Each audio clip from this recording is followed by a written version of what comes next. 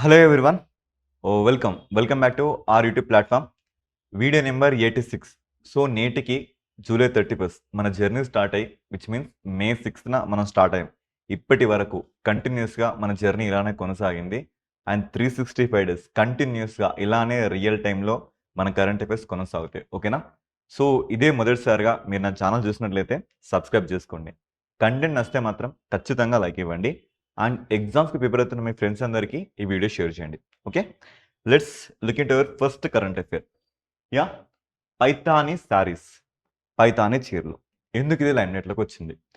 Very రీసెంట్గా మోదీ గారు 124th Mann Ki Baat ప్రోగ్రాంలో ఏమైనా అడ్రస్ చేయడం జరిగింది? ఒకటి, గంగైకొండ చోళపురం గురించి, తర్వాత జ్ఞాన్ భారతం గురించి, మరాఠా ల్యాండ్స్కేప్స్ గురించి, వీటన్నిటి గురించి అడ్రస్ చేశారు. అదేవిధంగా ఇక్కడ చూసుకుంటే భారత ప్రధానమంత్రి నెలవారీ రేడియో కార్యక్రమంలో ఈ పైతానీ చీరల సాంప్రదాయ నైపుణ్యాన్ని ఈరోజు బయటకు తీసుకురావడం జరిగింది. ఈ సంఘటనతో ఈ పైతానీ శారీస్కి సంబంధించిన ఒక విశిష్టత మనం చూడబోతున్నాం. So these saris are belonging to Maharashtra. చెప్పాలంటే మహారాష్ట్ర మహావస్త్రం అని కూడా దీన్ని పిలుస్తారు. దీనికి జిఐ ట్యాగ్ 2010లో వచ్చింది. వెరీ రీసెంట్గా మనం చూసుకుంటే కొల్హాపూర్ చెప్పల్స్ని కూడా ప్రాడా ఒక ఇటలీ కంపెనీ కాపీ కొట్టడం జరిగింది. అలా 2 జిఐ ట్యాగ్స్ని మనం మరాఠా నుంచి చూడడం జరిగింది. సో ఈ శారీస్ యొక్క ప్రత్యేకత ఏంటి ఒకసారి ఇక్కడ మీరే చూడండి. So these are like parrots, peacocks, flowers, so borders, ఇలా ఇవి చూసుకుంటే చాలా సాఫ్ట్గా, చాలా మెత్తగా రంగురంగులతో ఇది మనకు కనబడుతుంది. అండ్ ఇండియాలో మోస్ట్ కాస్ట్లీయెస్ట్ క్లాత్స్లో కూడా ఇది వన్ ఆఫ్ ది క్లాత్స్గా మనం చూడొచ్చు. ఇది దీనికి సంబంధించిన ఇన్ఫర్మేషన్. సో చూస్తే GI tag, this got GI tag in 2010 అన్నట్లుగా. Okay, yes. సో ఈ టాపిక్ మీద మనం ఎగ్జామ్ ఓరియంటేషన్లో క్వశ్చన్స్ ఎలా ఎక్స్పెక్ట్ చేయొచ్చు అంటే, first, what is the special in Paithani saris? దీని యొక్క స్పెషాలిటీ ఏంటి చూసుకుంటే, ఇవి అనేవి చేతితో నేసిన కళాఖండాలు. సో వాటి విలాసవంతమైన పట్టు కానీ లేదా జరీ వర్క్స్ కానీ, ఇవన్నీ the heritage value and the intricate the zari work, luxury silk, ఇవన్నీ దీనికి సంబంధించిన specialities. Which state is famous for these saris? So which state? This is from Maharashtra. Okay, next. Yeah, second current affair, Majuli island. So మీ అందరికీ తెలిసిందే Majuli island, it is the world's, not in India, ఇది ప్రపంచంలోనే biggest river and island. అంటే సింపుల్గా చెప్పాలంటే ఇలా. So మనం ఐలాండ్ అంటే ఎలా దీన్ని ట్రీట్ చేయడం జరుగుతుంది? ఇలా. సో ఈ ల్యాండ్ సర్ఫేస్ని మనం ఒక ఐలాండ్గా పిలవడం జరుగుతుంది. So this is Majuli island. So world's biggest river and island. ఎందుకు ఇది ఇప్పుడు వార్తల్లోకి వచ్చింది? ఎందుకంటే వెరీ రీసెంట్గా locals of this Majuli island వీళ్ళు ఏం చేశారంటే కాంచాస్ అనే ట్రీస్ని నాటడం ద్వారా దీని నుంచి వచ్చే ఫ్లడ్స్. సో చూసుకుంటే మన బ్రహ్మపుత్రకి ఒక నేమ్ ఉంది, ఏంటి? Red river or sorrow of Assam or north east అని పిలవడం జరుగుతుంది. ఎందుకంటే ఎవ్రీ ఇయర్ రైనీ సీజన్స్లో ఇది తీసుకొచ్చే ఫ్లడ్స్ దానికి కారణం. సో ఈ ఫ్లడ్స్ని ఇంతో కొంత ఎరాడికేట్ చేయాలి అని ఇక్కడ ఉన్న ప్రజలు ఏ చెట్లను నాటడం జరిగింది? కాంచాస్ అనే చెట్లని ఇక్కడ నాటడం జరిగింది. దీనివల్ల ఇది మనకి లైమ్లైట్లోకి వచ్చింది. ఒకసారి దీని జాగ్రఫికల్ లొకేషన్ని మనం రియల్ టైంలో అబ్జర్వ్ చేస్తే, so this is the Majuli island. ఇది మీరు చూస్తుంది ఇదంతా మజూలీ ఐలాండ్ అన్నట్లుగా.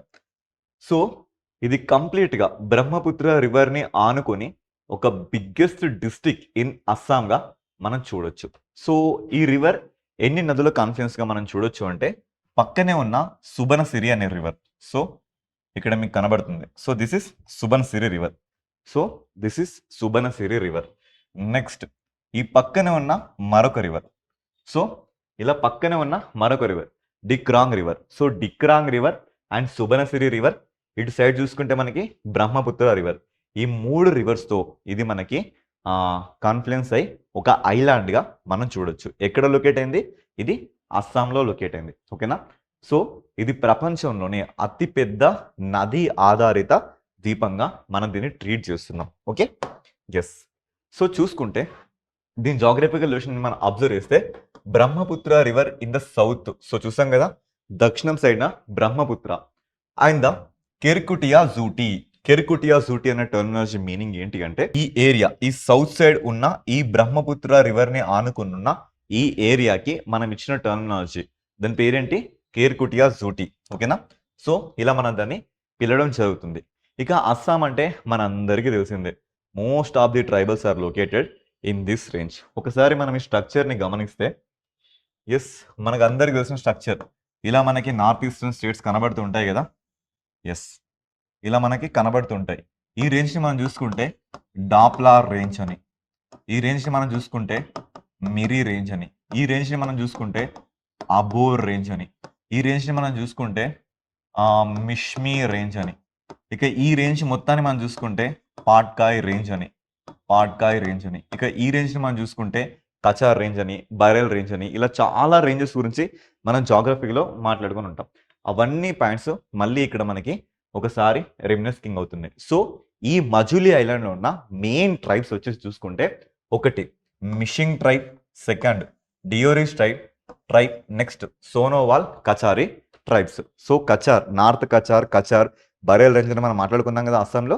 సో ఇక్కడ చూడండి సోనోవాల్ కచారీ అనే ట్రైబ్స్, అండ్ వీటితో పాటు నాన్ ట్రైబల్స్ కూడా ఇక్కడ లొకేట్ అవుతారని ఈ స్టేట్మెంట్ చెప్తుంది. సో మనం పిలిగ్రిమేజ్ పరంగా చూసుకుంటే 16th సెంచరీలోనే ఇక్కడికి సెయింట్ అయిన Srimant Shankar Dev and his disciple Mahadeva వీళ్ళు కూడా ఇక్కడికి రావడం జరిగింది. ఇవన్నీ పాయింట్స్, ఇండివిజువల్ పాయింట్స్ ప్రతి ఒక్కటి మనకి సింగిల్ క్వశ్చన్లో స్టేట్మెంట్ 1, స్టేట్మెంట్ 2, స్టేట్మెంట్ 3, స్టేట్మెంట్ 4 లాగా మనకి అపియర్ అయ్యే ప్రాబిలిటీ ఉంది. Okay, yes. సో మరి క్వశ్చన్స్ ఎలా ప్రాక్టీస్ చేయాలి? దీని క్వశ్చన్స్ చూస్తే, which river is the Majuli island on? Which river?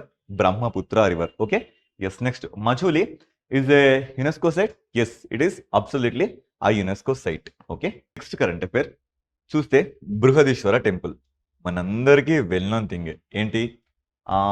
Very రీసెంట్గా ఏంటి, మన Rajendra Chola 1, the famous king Rajendra Chola 1 అనడం కంటే రాజేంద్ర ది గ్రేట్ అనడం బెటర్ ఏమో. అలాంటి కింగ్ గ్యాంగటిక్ ప్లేన్స్ని కాంకర్ చేసేసి 1000 years పూర్తయింది. ఈ సందర్భంగా ఏంటి మనకి వెరీ రీసెంట్గా ప్రధానమంత్రి మోదీ గారు కూడా ఈ గంగైకొండ చోళపురాన్ని విజిట్ చేయడం జరిగింది, తంజావూరులో ఉన్న బృహదీశ్వరాన్ని విజిట్ చేయడం జరిగింది. ఈ కాంటెక్స్ట్లో మళ్ళీ ఈ 2 టెంపుల్స్ మనకి లైమ్లైట్లోకి వచ్చాయి. ఇది థింగ్. ఈ థింగ్ పరంగా చూసుకుంటే బృహదీశ్వర టెంపుల్. సో ఇక్కడ చాలా మంది కన్ఫ్యూజ్ అయ్యే థింగ్స్ ఏంటంటే, number one Rajaraja 1, number 2 Rajendra Chola 1, number 3 రాజాదిరాజ 1. So చూసుకుంటే మనం రాజేంద్ర చోళ 1 గురించి మాట్లాడుతున్నాం. ఈయన డ్యూరేషన్ వచ్చేసి 1014 to 1044 వరకు మనం చూడొచ్చు. ఇంతకు ముందు ఈ బృహదీశ్వర టెంపుల్ని కన్స్ట్రక్ట్ చేసింది ఎవరంటే Rajaraja 1, the father of Rajendra Chola. ఇది మాత్రం ఎట్టి పరిస్థితుల్లో మిస్టేక్ చేయకండి. ఓకేనా? సో ఈ టెంపుల్ వచ్చేసి మనకి ఎక్కడ లొకేట్ అయింది? తంజావూరు. సో ఇలాంటి స్ట్రక్చరల్ టెంపులే మళ్ళీ మనకు ఒకటి గంగైకొండ చోళపురంలో కనబడుతుంది. ఈ గంగైకొండ చోళపురం వచ్చేసి మనకి కొల్లిడం రివర్. సో గంగైకొండ చోళపురం అనే ఈ ఊరు మనకి కొల్లిడం రివర్. సో రివర్ పేరేంటి? కొల్లిడం నది. ఈ కొల్లిడం నది ఒడ్డున మనం దీన్ని చూడొచ్చు. ఇప్పుడు మాట్లాడుతున్న ప్రతి ఒక్క పాయింట్ నెక్స్ట్ వచ్చే ఎగ్జామ్లో ఖచ్చితంగా దిగబోయే బాణాలే, గుర్తుపెట్టుకోండి. ఈ ప్రతి టాపిక్ని మీరు చాలా శ్రద్ధగా నోట్ చేసుకోండి. సో ఈ కాంటెక్స్ట్లో మనం బృహదీశ్వర టెంపుల్ గురించి మాట్లాడుతున్నాం. ఈ బృహదీశ్వర టెంపుల్ ఈ స్ట్రక్చర్ హైట్ చూసారా? ఈ హైట్ వచ్చేసి అప్రాక్సిమేట్లీ మనకి 200 feet ఈ లెవెల్ హైట్ ఉంటుంది. చెప్పుకుంటే 15 ఫ్లోర్స్ ఏ లెవెల్ హైట్ ఉంటుందో ఆ లెవెల్ హైట్. అండ్ దాంతో పాటు ఈ గోపురం మనకి చాలా ఫేమస్. ఇదంతా ఒక సింగిల్ స్టోన్ రాక్ మీదే దీన్ని కన్స్ట్రక్ట్ చేయడం జరిగింది. ఇది ఈ టెంపుల్ గురించి. ఒకసారి ఈ టెంపుల్ గురించిన బ్రీఫ్ చూస్తే మనకి అర్థమైపోతుంది. సో ఈ బ్రీఫ్ చూడడానికంటే ముందు మనం రియల్ టైంలో చూద్దాం పదండి. ఎస్, సో రియల్ టైంలో ఇది అండి మనం చూస్తున్న బృహదీశ్వర టెంపుల్. సో ఇది మనకి తంజావూరు అనే డిస్టిక్లో ఉంది. ఇదంతా మనకి తంజావూరు డిస్టిక్. సో ఇక్కడ మీరు చూడండి, ఇక్కడ మీకు ఒక ఒక రివర్ మనకి ఇక్కడ కనబడుతుంది. సో ఇలా ఇలా ఇదంతా మనకేంటి, కొల్లిడం రివర్ కనబడుతుందా లేదా? కొల్లిడం రివర్ కనబడుతుందా లేదా? కొల్లిడం రివర్. ఒకసారి ఈ టెంపుల్ యొక్క స్ట్రక్చర్ని మనం అబ్జర్వ్ చేద్దాం. సో చూడండి, హిందూ డైటీస్ కనబడుతున్నారా? హిందూ దేవతామూర్తులు కనబడుతున్నారా లేదా? నెక్స్ట్, సో ఇదంతా దీనికి సంబంధించిన సరౌండింగ్స్. ఎస్, యా, ఇదంతా ఈ టెంపుల్ అండి. అది మెయిన్ ధ్వజస్తంభం. చూడండి, ఒక పెద్ద నంది ఇక్కడ మీకు కనబడుతుందా లేదా? సో అత్యంత భారీ శివలింగం కూడా. సో ఇదేనండి. ఎస్, నేను చూపించాలనుకుంది ఇదే. ఇలాంటి ఒక పెద్ద నంది స్ట్రక్చర్ చూడండి. ఇలాంటి నంది మనం ఇక్కడ దర్శనం ఇస్తుంది. ఓకే, అత్యంత పెద్ద శివలింగం కూడా మనం ఇక్కడ చూడొచ్చు. ఇలా ఇవన్నీ దీని మీద మన హిందూ డైటీస్ కానీ ద్రావిడ స్టైల్, ఎంటైర్ ద్రావిడ స్టైల్ ఇక్కడ మనకి కళ్ళకి కొట్టొచ్చినట్లుగా కనబడుతుంది అని ఈ ఎంటైర్ స్టోరీ మొత్తం మనకి చెబుతుంది. సో చూసుకుంటే దీనికి ఉన్న ఇంకొక పేరు ఏంటంటే పెరువుడాయర్ కోవిల్. సో ఇలాంటి పేర్లు ఇంపార్టెంట్ అండి. మనకి ఎలా అంటే ఒక పేరు తెలుస్తుంది, కానీ దానికి ఇంకొక పేరు. ఫర్ ఎగ్జాంపుల్ చరిత్రలో చూసుకుంటే మనకి ఏంటి, జమీందార్ సిస్టమ్ అని ఒకటి ఉంది. దానికి ఉన్న ఇంకో పేరేంటి, సన్సెట్లా. దానికి ఉన్న ఇంకొక పేరేంటి, పర్మనెంట్ ట్యాక్స్ అని. సో ఒకే సిస్టమ్కి 3 పేర్లు ఉన్నాయి. Confuse అవుతామా comma? సో ఈ బృహదీశ్వర ఆలయాన్ని కూడా ఇంకొకున్న పేరేంటి, పెరువుడాయర్ కోవిల్. కోవిల అంటే ఏంటి, గుడి. పెరువయార్ అంటే ఆ శివుడు అన్నట్లుగా. ఓకేనా? ఇక నెక్స్ట్, దీన్ని ఏ టైంలో కన్స్ట్రక్ట్ చేశారు? 1010. సో ఒకసారి చూసుకుంటే రాజేంద్ర చోళ 1014 to 44. ఇక అలాంటప్పుడు వీళ్ళ తండ్రి 1010లో చేసిండు, అంతే కదా? సో ఒక 4 years ముందు అన్నట్లుగా. సో దీన్ని చూసుకుంటే మనం గ్రేట్ లివింగ్ చోళా టెంపుల్స్ అంటాం. అంటే బ్రతికున్న టెంపుల్స్లో అత్యంత గొప్పది అన్నట్లుగా దీన్ని మనం చూసుకుంటాం. So alongside the Gangaikonda Choleswaram temple, తర్వాత ఐరావతేశ్వర టెంపుల్. ఇక్కడ మనం చూసుకుంటే ఈ ఐరావతేశ్వర టెంపుల్ మనకి కంచిలో కనబడుతుంది. ఓకేనా? ఇలా ఈ 3 టెంపుల్స్లో ఇవి చాలా గొప్ప టెంపుల్స్ అని. ఒకటేంటి గంగైకొండ చోళపురంలో ఉన్న టెంపుల్, బృహదీశ్వరాల టెంపుల్, కంచిలో ఉన్న ఐరావతేశ్వర టెంపుల్. ఇవన్నీ మీకు ఇండియన్ హిస్టరీలో క్వశ్చన్స్ కనబడతాయి. ఇది కరెంట్ అఫైర్స్ నుంచి కాదు, ఇండియన్ హిస్టరీ నుంచి వస్తాయి. ఓకేనా? ఎస్. నెక్స్ట్ చూడండి, దీనికి యునెస్కో వరల్డ్ హెరిటేజ్ సైట్ కూడా వచ్చింది. నెక్స్ట్ చూస్తే ఇది కంప్లీట్గా ఏ ఆర్కిటెక్చర్, ద్రవిడియన్ ఆర్కిటెక్చర్. సో మన ద్రవిడియన్ ఆర్కిటెక్చర్ని మనం అబ్జర్వ్ చేస్తే మన టెంపుల్స్ ఇలా ఉంటాయండి. ఇలా ఉండి మనకి ఈ రకంగా మనకి మీద ఒక విమానం ఇలా ఉంటుంది అన్నట్లుగా. ఈ స్ట్రక్చర్లో మనకి టెంపుల్స్ని మనం చూడడం జరుగుతుంది. అర్థమవుతుందా? నెక్స్ట్, ఇక దీని విమానమే చాలా అంటే చాలా ప్రత్యేకమైంది. సో దాదాపుగా 60 మీటర్ హైట్. సో ఈ లెవెల్లో మనకు కనబడుతుంది. మన హిందువులో చూసుకున్న ఒక మేరు పర్వతం అని ఒకటి ఉంటుంది. ఆ మేరు పర్వతం ఎంత హైట్ ఉంటుందో ఈ ఒక్క టెంపులే అంత హైట్ ఉంటుందని ఇక్కడ మనకి చెప్పడం జరుగుతుంది. ఈ ఆలయం యొక్క పిరమిడల్ విమానం 200 అడుగుల కంటే ఎక్కువ ఎత్తులో ఉంది. సో ఒకసారి మీరే అర్థం చేసుకోండి. ఫర్ ఎగ్జాంపుల్ ఇలా మనకి 200 ఫీట్ అండి. ఎంత? 200 ఫీట్ అంటే దాదాపుగా 60 మీటర్. ఈ 60 మీటర్ కంటే అది ఇంకా ఎక్కువ హైట్లో ఉంది. సో ఈ లెవెల్లో మనకి ఆ విమానం కనబడుతుంది. సార్ ఎక్కడ మరి అంటే ఇదే ఈ విమానం. సో పిక్చర్లో చూస్తే మీకు చాలా చిన్నగా కనబడుతుంది, బట్ ఆ ఏరియాకి చూస్తే మీకు గుండె జారిపోతుంది, అంత పెద్ద థింగ్ అండి అది. ఎస్. నెక్స్ట్, ఇక చూసుకుంటే ఇవన్నీ ఇక్కడున్న ఇన్స్క్రిప్షన్స్ కానీ లేదా ఫ్రీస్కోస్ కానీ ఇవన్నీ ఈ ఆలయం యొక్క విశిష్టతని చెప్పడం జరుగుతుంది. సో ఇక్కడ మనం చూస్తే మురేల్స్ అంటే కుడ్డే చిత్ర అంటే గోడల మీద వేసిన పెయింటింగ్స్ కూడా ఇక్కడ మనకి చాలా ఫేమస్ అన్నట్లుగా. ఓకే, మరి క్వశ్చన్స్ మనం ఎలా ఎక్స్పెక్ట్ చేయొచ్చు? ఇంకా క్వశ్చన్ చూస్తే ఇందులో ఏ దేవుడు ఉన్నాడు? శివుడు. బృహదీశ్వరం ఏ నది పై ఉంది? ఇది వచ్చేసి కావేరీ నది. ఓకేనా? ఎస్, ఇది వచ్చేసి కావేరీ నది నియర్ కొల్లిడం రివర్. ఓకేనా? Near Kollidam river or Kaveri. ఓకేనా? సో ఈ రెండింటి నది దగ్గర దీన్ని మనం చూడవచ్చు. ఓకే, నెక్స్ట్ మనకి ఈరోజు మనం ఏంటి చూడడం జరిగింది, ఏంటి నిసార్ అంటే ఏం లేదండి, ఇది ఒక ఎక్స్పెరిమెంట్. ఎవరితో జరిగిందంటే ఇస్రో అండ్ నాసా. వీడియో చూస్తున్న మీ అందరిని అడుగుతున్న సింపుల్ క్వశ్చన్, నాసా అబ్రివేషన్ చెప్పండి.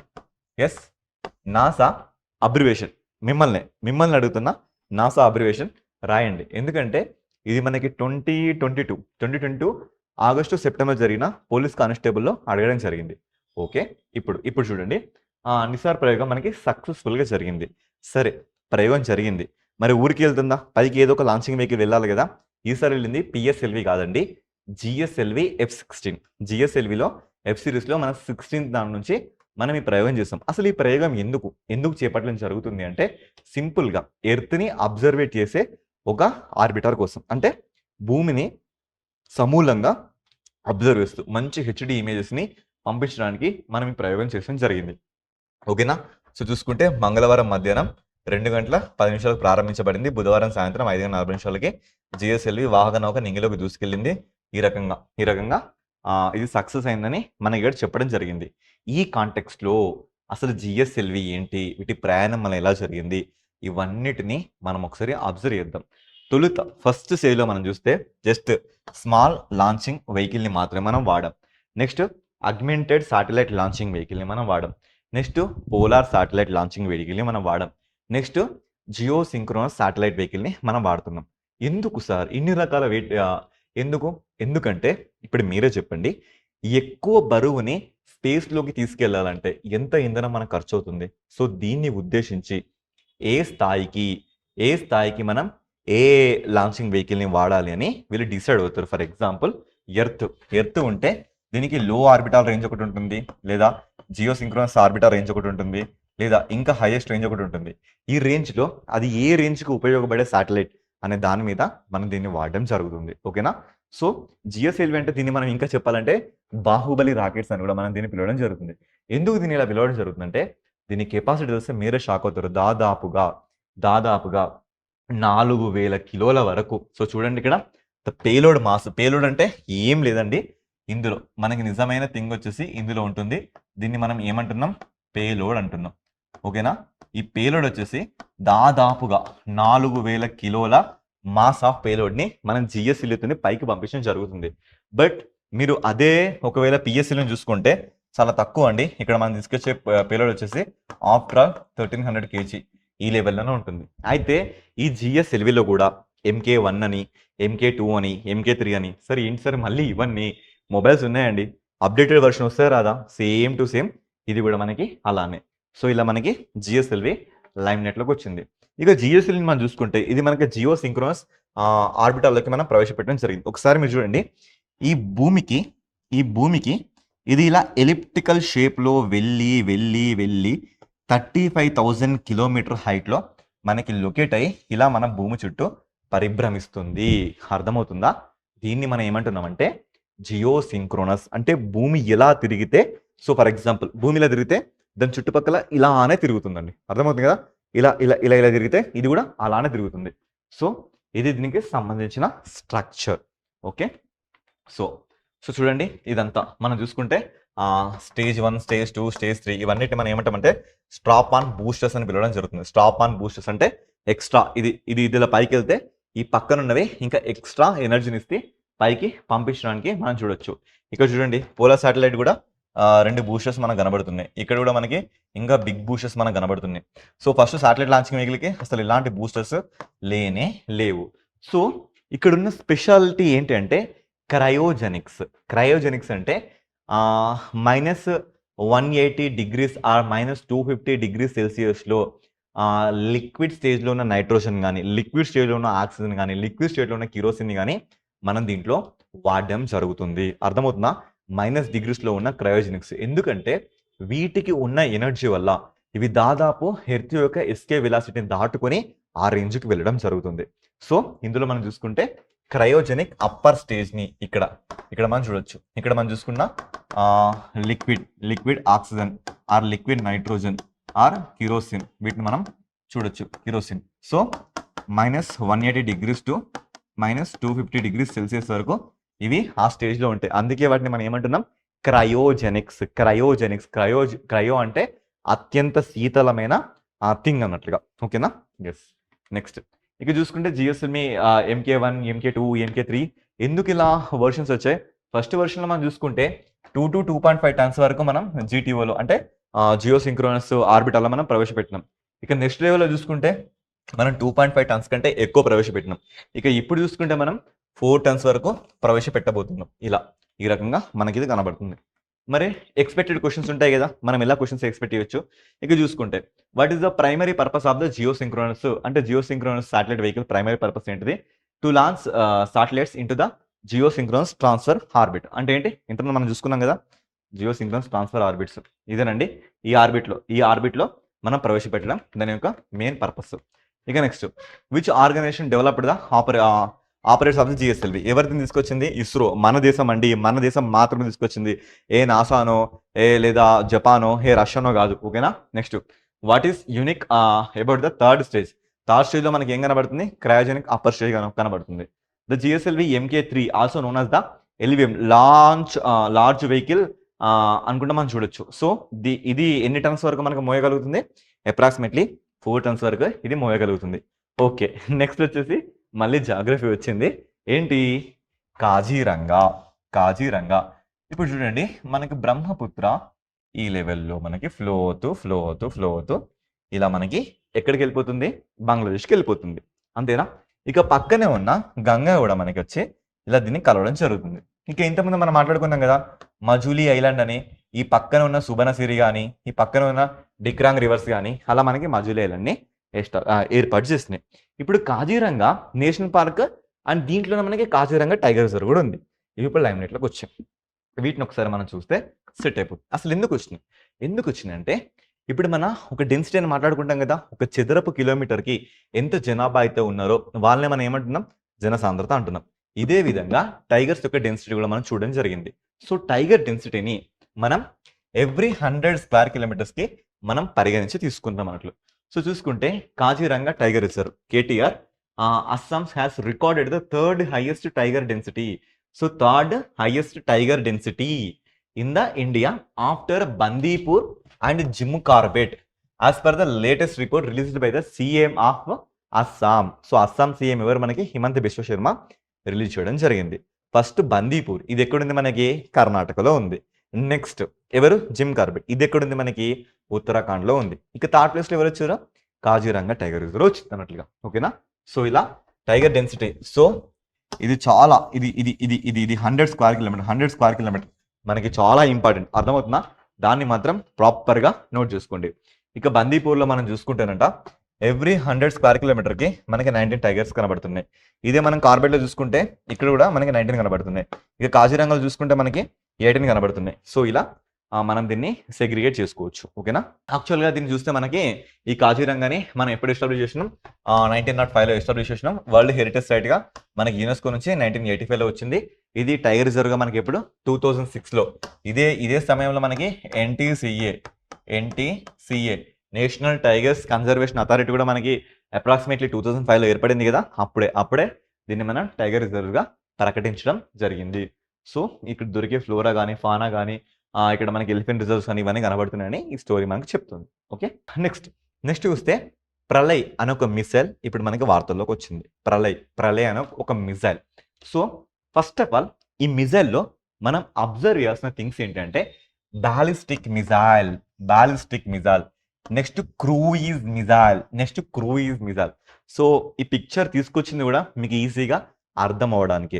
మనందరికీ తెలుసు పారాబోలా షేప్ ఎలా ఉంటుంది? ఇలా మనం ఒక బాల్ని తీసుకొని ఇలా విసిరేస్తే మనకు అది పారాబోలా షేప్లో వెళ్ళి ఇలా వస్తుంది కదా. అలా మిసైల్స్. అసలు మిసైల్ అంటే ఏంటండి? ఒక రాకెటే కదా, ఒక రాకెట్ స్ట్రక్చరే కదా. ఒకసారి చూడండి, ఇదంతా మనకి రాకెట్ మోటార్. మనకు కావాల్సిన వార్ హెడ్ని, మనకు కావాల్సిన బాంబ్స్ని మనం ఇక్కడ ఫిక్స్ చేసుకుంటాం. ఇది చూడండి, ఇప్పుడు మిసైల్ అనే ఉంది కదా, ఇదంతా మనకి రాకెట్ స్ట్రక్చర్. మనకు కావాల్సిన బాంబ్ని మనం ఇక్కడ ఫిక్స్ చేసుకున్నాం. దీన్ని ఇలా మనం పైకి తీసుకెళ్ళి, సో ఈ స్ట్రక్చర్ మనకి ఎలా వస్తుందంటే ఇలా వెళ్ళి ఇలా. సో ఫర్ ఎగ్జాంపుల్ ఇది సర్ఫేస్ టు సర్ఫేస్ అండి. అంటే ఇప్పుడు మనం చూస్తుంది ఇదంతా గ్రౌండ్ అనుకోండి. ఈ గ్రౌండ్ మీద దీన్ని ప్లేస్ చేసి దీన్ని ఆపరేట్ చేస్తే మరొక గ్రౌండ్ మీద ఉన్న దాన్ని ఛేదిస్తుంది. సో ఇలా గ్రౌండ్ నుంచి వచ్చి మనకు కావాల్సిన లక్ష్యాన్ని ఇది ట్యాకిల్ చేస్తుంది. దీన్ని మనం ఇప్పుడు ఏమంటున్నాం? దీన్ని మనం ఒక పేరుతో పిలుస్తున్నాం, దాన్నే బ్యాలిస్టిక్ మిసైల్ అంటున్నాం. మరి క్రూయిజ్ అంటే ఏంటి? క్రూయిజ్ అంటే ఇలా ఉందా, ఇలా లేసి ఇలా వెళ్ళి కావాల్సిందని అక్కడే ట్యాకిల్ చేస్తుంది. సో ఇది ఇలా పారాబోల్ షేప్గా వెళ్తుంది. కానీ క్రూయిజ్ అలా వెళ్ళట్లేదు, ఇలా వెళ్ళి ఇలా కొట్టేస్తుంది టార్గెట్ని. ఓకేనా. అయితే దీని స్పీడ్ వచ్చి చూసుకుంటే మనకి మ్యాక్ 1 to మ్యాక్ 1.6 ఉంది. ఇక మ్యాక్ 1 అంటే మీ ఊకే వదిలేస్తున్నా 1200 km/h నుంచి మొదలుకుంటే 2000 km/h దాకా ఇది మనకు కనబడుతుంది. ఓకేనా. ఒకసారి ప్రళయ మిసైల్ని మనం చూద్దామండి. దీన్ని ఎవరు డెవలప్ చేయడం జరిగింది? డిఆర్డిఓ. చూసుకుంటే ఇక్కడ మనకి solid propellant quasi ballistic missile.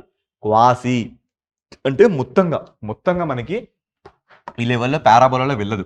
So కొంచెంగా ఇలా వెళ్ళి అనుకున్న లక్ష్యాన్ని ట్యాకిల్ చేస్తుంది. దాన్ని మనం క్వాసీ బాలిస్టిక్ మిజైల్ అని పిలవడం జరుగుతుంది. ఇక చూసుకుంటే దీని కెపాసిటీ మనకి ఇంత మనకి 500 kg to 1000 kg వరకు దీని కెపాసిటీని మనం చూడొచ్చు. సో రేంజ్ వచ్చేసి 150 కిలోమీటర్స్ టు 500 కిలోమీటర్స్ వరకు మనం దీన్ని చూడొచ్చు. ఇక రీసెర్చ్ సెంటర్ మనకి హైదరాబాద్లో ఇమారత్ అని ఒక రీసెర్చ్ సెంటర్ ఉందండి. ఇది కూడా దీనికి హెల్ప్ చేసింది. ఈ డిఆర్డిఓ సెంటర్ వచ్చేసి మనకి ఇక్కడ ఇది పూణే బేస్డ్. ఎక్కడ? పూణే బేస్డ్లో దీన్ని మనం చూస్తాం. దీన్ని మనం ఎక్కడి నుంచి ప్రయోగించాం? సో వీలర్ ఐలాండ్ లేదా వీలర్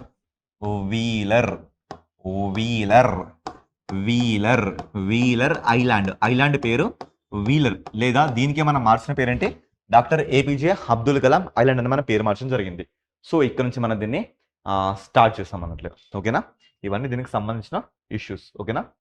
ఎస్, ఇవి అండి ఈరోజు కరెంట్ అఫైర్స్. ఇంతకంటే మోర్ క్వాలిటీతో మనం మళ్ళీ కలుసుకుందాం. Until then signing off, your Shravan sir.